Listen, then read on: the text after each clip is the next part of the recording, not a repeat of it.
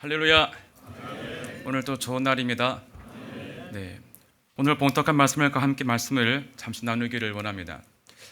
오늘 봉독한 본문의 내용은 우리가 잘 알고 있는 이 여호수아와 이스라엘 민족이 이제 가나안 땅에 들어가게 되었는데, 가나안의 제일 첫 관문인 여리고를 맞닥뜨리게 되었습니다. 이제 그 여리고를 점령해야지만 그 가나안 땅을 점령할 수가 있었는데, 이 당시 이 가나안 땅은, 이 여리고는 너무나 견고한 성읍이었기 때문에 너무나 힘든 상황에 처했습니다. 그때 이 지도자인 여호수아가 어떻게 저 성을 함락시킬까 하면서 걱정하면서 거리로 걸어가는데 한 사람을 만나게 됩니다. 그 사람을 만나서 이 여호수아가 경계하며 너는 누구 편이냐라고 물으니, 그 사람이 나는 아무 편도 아니고 나는 야훼의 군 사령관이다 라고 말을 하니까 이 여호수아가 놀라서 얼굴을 땅에 묻고 절을 합니다. 그리고 이 여호수아가 정말 고민하는 상황 가운데 이 군사령관을 만났기 때문에 그 군사령관을 통해서 어떤 전략이나 전술을 이제 들을 줄 알고 이제 기대를 했는데, 이 군사령관의 그 말씀은 전혀 엉뚱한 말이었습니다. 내 발에 신을 벗어라 라는 말씀만 남기고서 사라지고 말았다는 것입니다. 그 야훼의 군사령관의 그 말씀은 정말 황당한 말씀이 아니었습니다. 아주 황당한 말씀이었습니다. 어떤 전략이라든지 전술을 줘야 되는데 그런 걸 주지 아니하고 그 고민 많은 여호수아 장군에게 내 발의 신을 벗어라 라는 말씀을 하고 사라지게 되었는데, 이 말씀이 의미하는 것은 무엇인가? 내 발의 신을 벗어라. 좀 넌센스 퀴즈인데요. 우리 사람의 발이 오목 들어갔습니다. 왜 발이 오목한지 아십니까? 지구가 둥글기 때문이라고 합니다. 그만큼 이 발이라는 것은 우리 이 지구 표면과 맞닥뜨리고 있는 신체의 제일 마지막 부분이죠. 오늘날 우리가 과학이 발달함에 따라서 이 발의 건강이 신체의 건강이라고 말을 합니다. 그래서 이 발을 잘 가꾸고 발 지압도 하고 또 신발도 좋은 거를 신지 않습니까? 그만큼 발의 건강은 신체의 건강과 직결되어지기 때문에 오늘날 신발의 종류가 너무나 많습니다. 정장 구두, 캐주얼 구두, 농구와 축구와 골프와 많은 신발이 나오지 않습니까? 그만큼 이 발의 건강이 중요하기 때문인 것입니다. 이 유대 땅의 특성을 볼 때 유대 땅은 다 자갈밭입니다. 다 모래밭입니다. 특히 이 낮에는 뜨거운 태양에 이 자갈과 모래가 달구어지기 때문에 신발이 없이는 그 광야길을 걸어갈 수가 없습니다. 실제로 제가 이스라엘에 가서 이 광야 땅을 걸어가 보게 되었는데, 이집트에 가서 이제 시나이 반도를 지나가다가 옆에 홍해가 보이기에 너무나 기쁜 나머지 잠깐 차를 세우고 홍해 바다로 이제 가기 위해서 신발을 벗고서 그 모래밭을 뛰어갔습니다. 차에서 내리는 순간 제가 너무나 놀랐습니다. 그 모래밭이 너무나 뜨거워가지고 신발을 벗고 내려서는 순간 너무나 당황해서 그 홍해까지 엄청 뛰어갔던 기억이 있습니다. 그만큼 이 유대 땅은 너무나 뜨거운 지역이기 때문에 또 돌과 모래로 이루어진 지역이기 때문에 신발이 없이는 살아갈 수가 없는 그러한 지역입니다.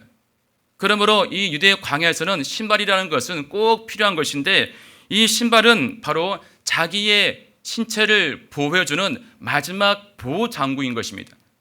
그러므로 그러한 유대 광야에서 신발을 번다라는 것은 무슨 의미냐? 자기 발과 자기 신체를 보호해주고 있는 마지막 인위적인 보호장구를 벗어버린다, 의지하지 않는다라는 뜻을 내포하고 있는 것입니다. 이거를 영적으로 해석하자면은 나 자신을 보호해주고 있는, 나 자신을 지켜주고 있는 이성과 경험과 어떤 논리적인 사고들을 의지하지 않는다라는 것입니다.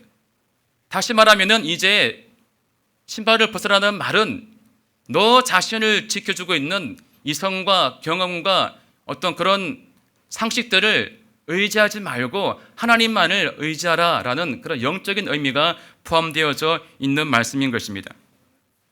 우리가 오늘날 살아가면서 많은 기적들을 경험하는 가운데 있는데, 과거에 비해서 현대에 이런 경험들을 우리가 많이 경험하지 못하는 이유 중 하나는 우리의 이성이 발달되어지고 지식이 많아졌기 때문입니다.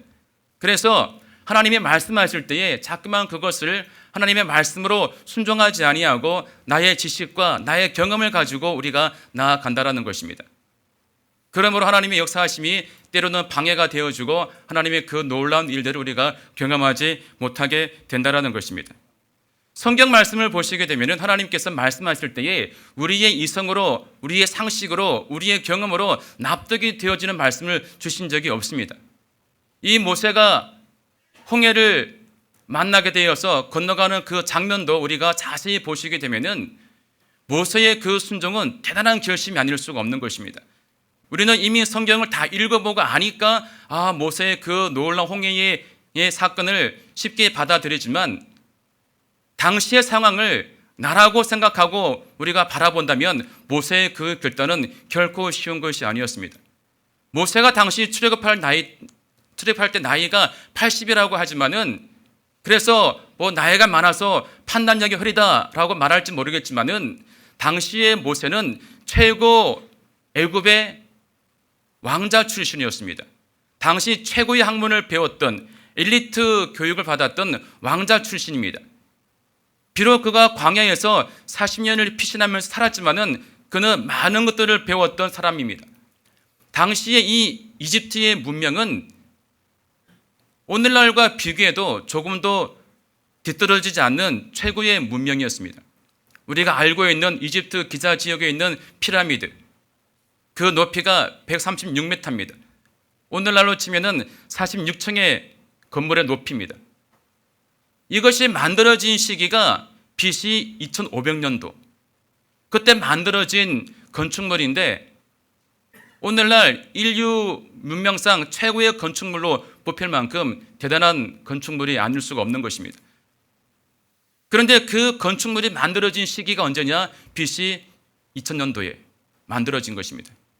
그만큼 당시 이집트의 문명은 아주 발전했음을 잘 알 수가 있는데 실제로 이집트에 한번 가서 그 박물관을 견학한 적이 있었습니다. 그런데 그 당시에 만들어진 우상 조각들이 얼마나 견고하게 만들어졌는지 또 기금 소개라든지 어떤 그런 것들도 오늘날과 비교해도 조금도 손색 없을 만큼 아주 정교하게 만들어진 것을 보고 정말 놀랐습니다. 심지어는 당시에 얼마나 발전했는지 이 왕들이 쓰는 콘돔까지 전시가 되어 있더라고요. 그만큼 당시에 이 이집트의 문명은 정말 아주 발달되어진 문명이었고 이 모세는 그 문명 아래에서 왕자 교육을 받았던 지식인이었고 엘리트였습니다. 그런데 그 모세가 이스라엘 민족을 이끌고서 홍해를 만나게 되었을 때에 하나님께 기도할 때 하나님께서 뭐라고 말씀하셨습니까? 내 지팡이를 바다 위로 내밀어 갈라지게 하고 사람들로 하여금 건너가게 하라 라는 말씀을 모세가 받았습니다. 물론 성경을 보면 모세가 자연스럽게 순종하는 장면이 나오고 있지만 내가 당시에 모세였다면 하나님의 그 말씀을 어떻게 받아들였을까? 모세가 말씀을 드린 바와 같이 아주 많이 배운 엘리트였습니다. 그런데 이 모세는 아무런 불평 없이 어떤 반대가 없이 말씀에 순종해서 그 지팡이를 바다 위로 내밀었습니다. 짧은 액션이지만 이 지팡이를 내밀기까지 그 마음속에 얼마나 많은 갈등이 있겠습니까? 이게 말이 돼? 이 넓은 홍해 바다가 내가 손을 내민다고 갈라질까? 아마 그런 마음을 품었을 것입니다. 하지만 모세 또한도 그 전에 신발을 벗는 경험을 했었습니다. 즉 자신의 이성과 지식을 다 내려놓았던 거죠. 그랬기에 이 모세가 하나님의 말씀에 순종할 수가 있었던 것이고 순종할 때 그 홍해가 갈라지게 되었던 것입니다. 그 외에도 나만 장군이 요단강에 7번 들어가는 그 사건도 마찬가지입니다. 그 말씀은 이해가 되지 않는 말씀이죠. 이 문둥병 환자가 요단강에 들어간다고 낫겠습니까? 그런데 결국은 그 나만이 순종할 때 그 병을 고침받게 되었던 것입니다. 이렇게 신발을 본다는 것은 나를 똘똘 감싸고 있는 나의 경험들, 나의 이성들, 나의 상식을 우리가 하나님 앞에 내려놓을 때 하나님의 기적이 일어나게 된다는 것입니다. 그리고 오늘 본문을 보시게 되면 여호수아가 그대로 행했음을 말씀해 주고 있는 것입니다. 6장 1절부터 5절까지는 야훼 하나님께서 드디어 여호수아에게 어떻게 여리고를 함락시킬지 그 전략을 말씀해 주시는데, 다 아시다시피 하루에 한 바퀴씩 여리고를 돌고 마지막 7일째는 7바퀴를 돌고 함성과 나팔을 부르라, 그러면 이 성이 무너지니니 라고 말씀하고 있습니다. 오늘날로 우리가 봐도 이해가 되지 않는 말씀입니다. 그 견고한 여리고 성이 13바퀴를 돌고 마지막에 나팔과 함성을 부른다고 여러분 그것이 무너지겠습니까? 그런데 여호수아는 순종했습니다. 그것이 가능했던 이유는 자기의 신발을 벗어버렸기 때문입니다. 나를 감싸고 있는, 나를 보여주고 있는 나의 지식과 나의 경험과 이성의 신발을 벗어버렸기 때문에 말도 안 되는 하나님의 그 말씀에 순종할 수가 있었던 것입니다. 말씀을 드린 바와 같이 오늘날 한국교회에 옛날같이 많은 기적이 일어나고 있지 않습니다. 그것은 오늘날 현대인들이 많이 배웠기 때문입니다. 이성이 발달되어지고 많은 또 매스미디어를 통해서 많은 지식을 우리가 흡수하다 보니 하나님의 말씀을 자꾸만 나의 경험으로, 나의 지식으로, 나의 상식으로 판단을 하고 이해가 되는 것만 믿으려고 하기 때문에 오늘날 놀라운 기적이 일어나지 않는 것입니다. 단적인 예로 암에만 걸려보십시오. 과거에는 어떻습니까? 무조건 그냥 기도원 가서 하나님께 기도하고 매달렸습니다.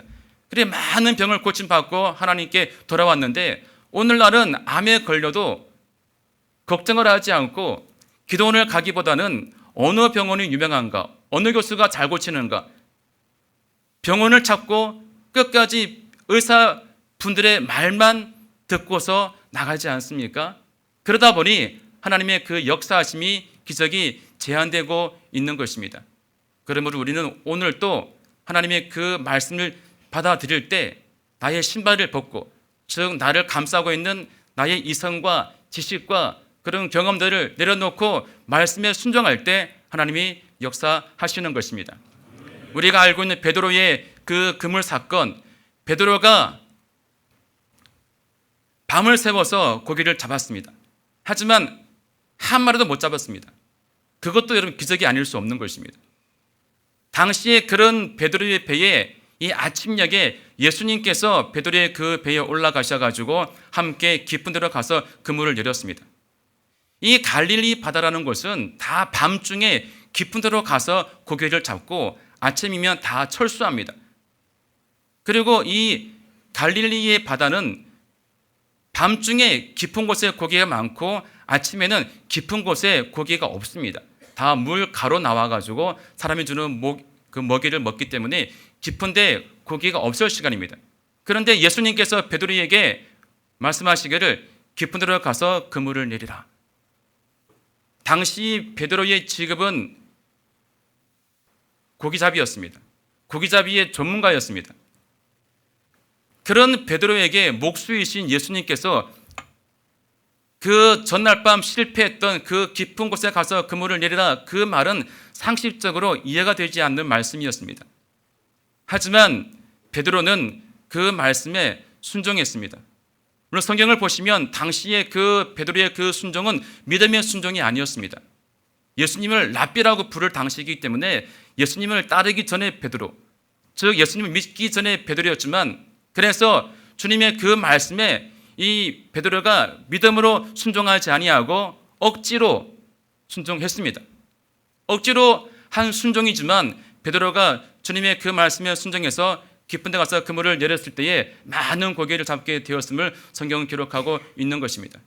그러므로 우리가 하나님의 놀라운 역사하심을 경험하고 기적을 경험하고 어떤 놀라운 은혜를 경험하기 원한다면 우리를 감싸고 있는, 나를 붙들고 있는 나의 경험과 나의 지식과 이성을 다 내려놓고 하나님 말씀에 순종해야 한다라는 것입니다.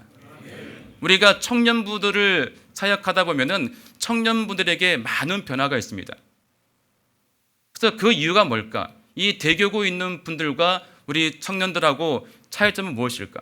청년들은 경험이 없습니다.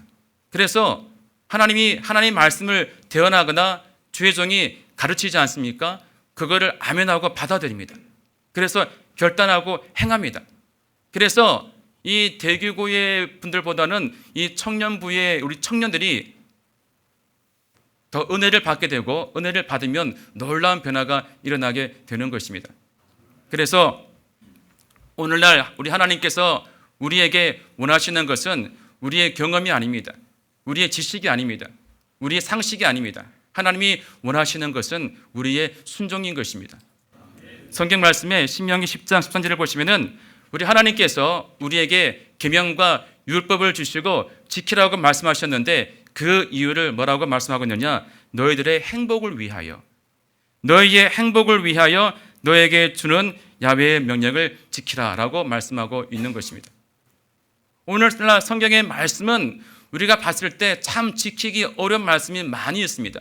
내 원수를 사랑하라 라는 말씀만 봐도 우리가 참 지키기 어렵습니다. 이해가 안 됩니다. 원수에 대해서 복수하고 싶지 누가 그 원수를 사랑할 수 있겠습니까? 하지만 하나님께서 우리에게 그러한 계명과 율법을 주신 이유는 우리의 행복을 위해서라는 것입니다. 우리가 원수를 사랑할 때 내 마음 가운데 기쁨이 넘치고 평안이 넘치고 그런 말미암아 내 육신이 건강하게 되는 것이기 때문에 하나님 우리에게 원수를 사랑하라고 말씀하고 있는 것입니다. 그러므로 바라옵기는 우리 모든 분들께서 하나님 말씀하실 때에 나의 상식과 지식과 어떤 그런 경험의 신발을 다 벗어버리고 하나님 말씀에 순종함으로 하나님의 놀라운 기적을 다 경험할 수 있기를 주님의 이름으로 축원드립니다. 하나님 아버지 감사합니다.